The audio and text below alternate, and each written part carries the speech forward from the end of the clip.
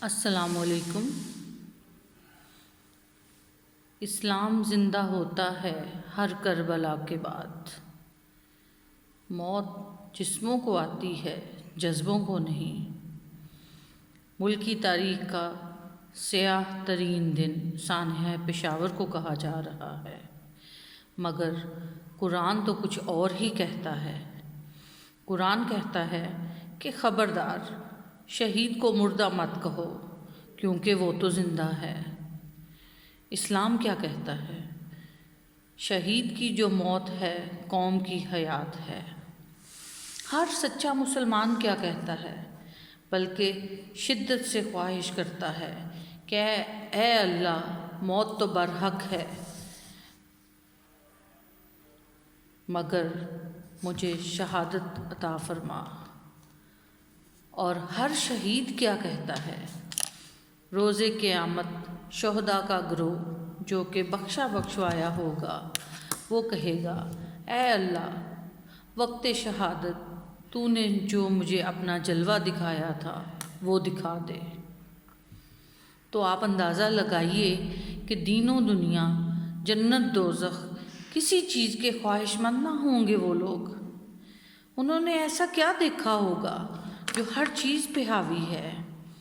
ایک جلوہ، ایک نظر، ایک لمحہ۔ تو اندازہ لگائیے کہ شہید کا کیا مقام ہے۔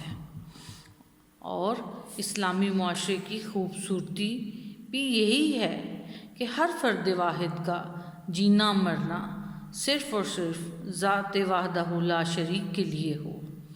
تو میرا یہ ماننا ہے کہ شہدائے APS نے واقعہ کربلا کی یاد تازہ کرتے ہوئے ہمیں پیغام دیا ہے کہ ہمارا مقصد حیات کیا ہے۔ اور یہ تاریخ پاکستان کیا بلکہ تاریخ اسلام کا سنہری دن ہے۔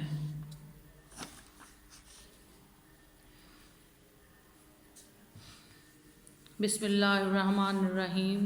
دعا کے لیے ہاتھ اٹھائیے۔ اور دعا کی خوبصورتی یہ ہے کہ سننے والا جہاں ضرورت محسوس کرے وہاں آمین کہے۔ بسم اللہ الرحمن الرحیم۔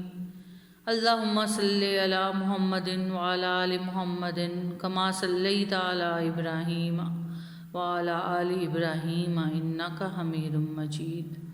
اللہم بارک علی محمد وعلی آل محمد کما بارکت علی ابراہیم وعلی آل ابراہیم انک حمید مجید۔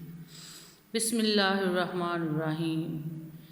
الحمد للہ رب العالمین الرحمن الرحیم مالک یوم الدین ایاک نعبد و ایاک نستعین اہدنا الصراط المستقیم صراط الذین انعمت علیہم غیر المغضوب علیہم ولا الضالین آمین۔